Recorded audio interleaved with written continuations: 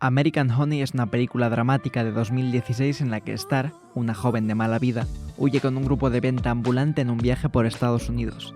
Es la cuarta película de la directora Andrea Arnold, cuya obra hunde sus raíces en el cine de tradición realista británico. Es su primer trabajo fuera de su país, adaptando sus intereses artísticos a un contexto distinto.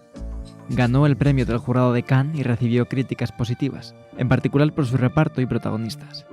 Se trata de un retrato social preciso, que pone de manifiesto las problemáticas de la generación más joven, pero siempre en contraste con un plano general, el del contexto en que esta generación tiene que subsistir.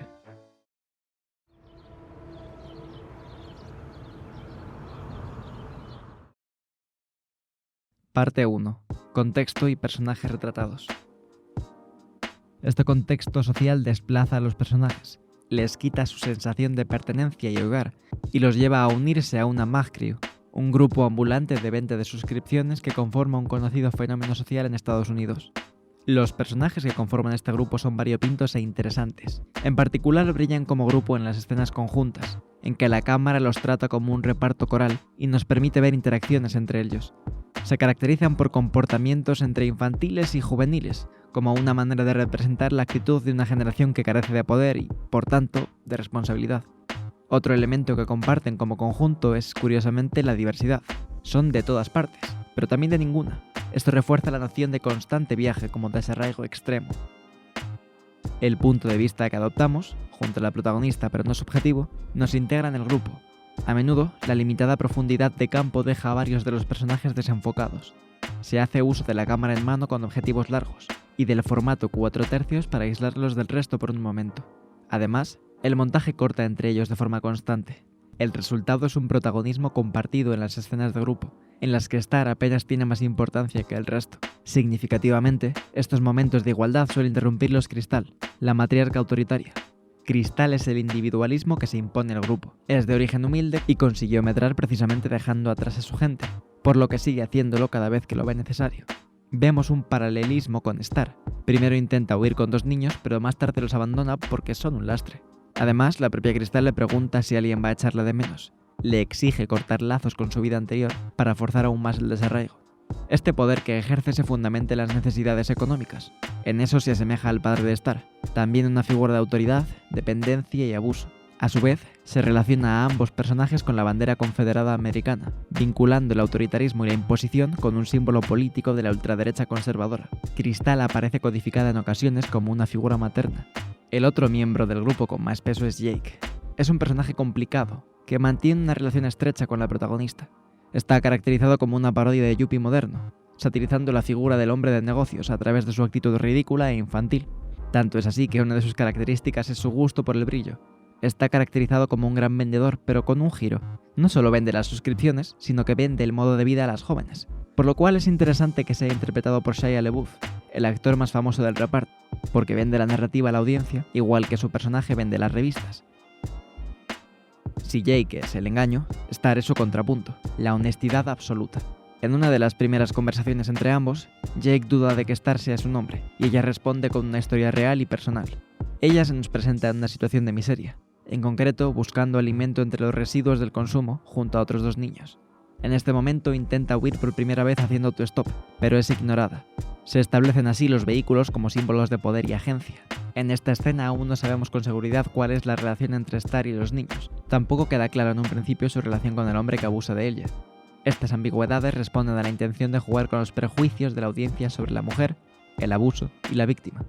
En cualquier caso, la escena hace énfasis en la juventud de Star, mediante un corte a su hermana más joven, en la situación de abuso del hombre, en el abandono de la infancia, a través del jardín descuidado, y en la ausencia de una figura materna real, a la que Star sustituye. Las figuras paternas ausentes o nocivas, la imposición de otras personas ajenas en estos roles y el abuso que ejercen son elementos recurrentes en la filmografía de Arnold. Además del contenido, es interesante hablar de las decisiones estilísticas que la directora aporta a la película. Parte 2. Estilo. Fue el primer trabajo de la directora británica fuera de su país de origen. Quizá por esto difiere ligeramente el tono, que pasa de ser sórdido y angustiado a algo más agridulce. Se retratan lo sórdido y lo bello a partes iguales, con sutileza y elegancia, pero sin rehuirlo. No obstante, mantiene una importante coherencia narrativa con trabajos anteriores, un contexto de miseria y pobreza urbana, un carácter marcadamente femenino, en parte por el protagonismo de mujeres, un elemento de escapismo o deseo de escapar, figuras paternales tóxicas o ausentes, y narrativa de personajes con escasa importancia de la trama externa. El salto geográfico de Arnold, por tanto, no implica una ruptura, sino más bien una traslación. En una visita a Estados Unidos, encontró un contexto distinto al que adaptar su contenido. El estilo de Andrea Arnold es muy cercano al documental en muchos aspectos. El uso de la cámara en mano con poca estabilización, focales largas y planos de valor estético o ambiental apuntan en esta dirección. El elenco de actores está principalmente compuesto por novatos, jóvenes que Arnold encontraba por el camino. La película fue rodada en un viaje de carretera de la propia directora, por un país desconocido para ella. Además, en términos de dirección actoral, Arnold usa bastante la improvisación y graba escenas a toma única. Algo que destaca es el excelente uso de la música. Es constantemente intradiegética, lo cual hace aún más interesante el hecho de que funciona a dos niveles. A un nivel textual, caracterizan a los personajes y crean un ambiente muy preciso. A un nivel subtextual, sirven como comentario irónico de la propia escena. Por ejemplo, cuando Star sufre abusos, oímos Take Your Time, cuyo tono romántico contrasta con un mensaje de acoso. Tiene sentido que el personaje esté escuchando esta canción, pero además, la contradicción entre tono y contenido encaja a la perfección con la escena. Veremos esto a lo largo de toda la narrativa. Por otra parte, el uso del baile tiene un valor ritualista. Se establecen grupos e interacciones sociales como reacción a la música. Esto va más allá con las coreografías. Conocer los pasos se convierte en una marca de pertenencia, sea el grupo de las vaqueras o al de la Mag-Crew. En más de un aspecto, Arnold está cerca del cinema verité o el cine observacional, pero manteniendo en todo momento la ficción. El interés por conocer puede apreciarse en el guión, que no se rige por una trama externa rígida, sino por las decisiones de los personajes. Esto permite pausar la narrativa, creando un ritmo lento y reflexivo. La cámara observa y se introducen planos detalles de insectos, como si se tratase de un documental, porque el ambiente tiene gran importancia en la película. Del mismo modo, hay frecuentes planos generales que, en lugar de servir de situación para la acción, nos muestran la visión que tienen los personajes de su viaje. El lugar tiene gran importancia en el cine de corte social de la directora. La región que se retrata muestra con claridad los graves problemas del país: desiertos alimentarios, miseria, desplazamiento urbano, segregación, gentrificación y el origen de todo esto, la desigualdad económica que se retrata. Los personajes recorren lugares que representan diferentes elementos que componen el tapiz socioeconómico: grandes ciudades a causa de la concentración de capital, zonas urbanas de clase adinerada para la minoría beneficiada, pozos de petróleo como fuentes de poder de la industria, suburbios y moteles que sirven de precario hogar para la gente que ha quedado al margen de todo esto. Uniéndolo todo, una constante: la carretera. Parte 3. La carretera y lo femenino. En este sentido, es interesante que American Honey sea una película de carretera. Este género a menudo usa el viaje como representación de la evolución del personaje. Suele encajar bien con el tropo de llegada a la edad adulta, como es el caso de Star. El estilo documental encaja con esto, dado que el interés de la directora por la región se refleja en la joven que viaja por primera vez. La película de carretera se asocia a la masculinidad y el empoderamiento de jóvenes rebeldes. El coche funciona como símbolo de virilidad y agencia. En esta película se subvierten tanto el rol de género como la noción de poder asociadas a los coches. Por un lado, la película juega con preconcepciones de victimismo de la mujer. Ya desde las primeras secuencias, la audiencia asume la posición de víctima de Star. Es una convención social que las mujeres jóvenes no deben subir a coches con hombres desconocidos. La película nos ofrece una protagonista que hace esto constantemente sin resultados dramáticos. Para empezar, consigue su objetivo de huir subiéndose a la furgoneta. Después, se sube al coche de 3 hombres vestidos de cowboy, un símbolo tradicional de masculinidad, por decisión propia. Ellos la invitan a un lugar privado a beber, y la audiencia se preocupa por ella, una preocupación que Jake verbaliza después. Sin embargo, ella está siempre en control de la situación y consigue dinero. Más adelante se sube a un camión. Una vez más, la sospecha de la audiencia es injustificada. El camionero es un hombre agradable, que empatiza con Star. Por último, se sube al coche de un trabajador a cambio de $1000. Realiza un trabajo de prostitución, pero en el cual ella tiene el control y sale, al menos materialmente, beneficiada. Por otro lado, se cuestiona el coche como elemento de agencia de jóvenes rebeldes. En la furgoneta, él ya está siempre en el asiento trasero, y el conductor está apartado, representando que no tienen capacidad para elegir su destino. De este modo se subvierte otro tropo del género de carretera: el destino concreto al que llegar, la autodeterminación literal. Es Crystal quien decide el rumbo, y además viaja en un coche propio, más lujoso y moderno. Lo más cerca que está la protagonista del volante es en el asiento del copiloto, después de ganar dinero por primera vez. Esta cercanía al puesto de conducción representa su sensación de triunfo y libertad, pese a solo haber ganado un poco de dinero del cual apenas va a quedarse algo. El tono, de nuevo, la acompaña en su triunfo de modo irónico. Baila una canción pop y está enfocada contra el cielo. Grita "siento que me estoy follando a América".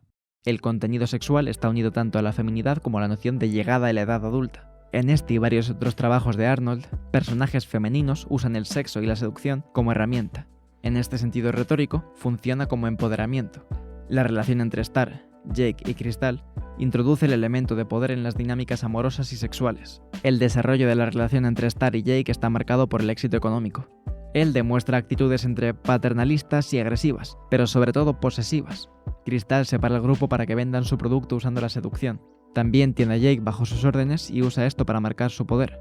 Star aprende de esta experiencia y se besa con el macho sigma del grupo por enfado. Star pasa de ser víctima de abusos sexuales a tomar la iniciativa y usar el sexo como medio para un fin. Parte 4. Libertad y poder. Esta utilización del sexo como herramienta es una respuesta a un desempoderamiento esencial. De hecho, Star se prostituye para conseguir dinero cuando es incapaz de vender. Es interesante además que vendan revistas, algo que solo sirve para mirar, y que la audiencia nunca las vea como algo real, sino que podrían estar vendiendo humo en lo que a nosotras respecta. Esto responde a un importante elemento de consumo retratado, un imperio de las imágenes y las apariencias. Hay una muestra constante de alimentos de marcas, encuadrado en un contexto de desiertos alimentarios plagados por enormes supermercados. Aquí encontramos otro uso excelente de la música. La canción pop We Found Love de Rihanna ironiza lo vacuo de su mensaje de amor comercial, sumado al artificial del lugar en que Star se encuentra con Jake y el grupo. Además, Jake representa una rebelión simbólica contra el supermercado, un acto completamente vacío, pero que fascina a Star por la apariencia de libertad. Siguiendo esta noción de amor comercializado, Jake compra el aprecio de las jóvenes con regalos robados. Star se venga a su vez dando el regalo que recibe a otra persona, eliminando así su valor simbólico y convirtiéndolo de nuevo en un objeto sin más. Como ya hemos dicho, el grupo de jóvenes depende por completo de Crystal porque no posee nada. Sin embargo, la mayoría de las canciones que escuchan como grupo tienen un componente de triunfo y libertad. Hip hop y pop son dos géneros musicales individualistas, que a menudo tienen un componente de éxito personal y económico. Todos tenemos decisiones que tomar. Gano mi propio dinero, así que lo gasto como quiero. Ensalzan la libertad de elección, sin reparar en el poder necesario para ello.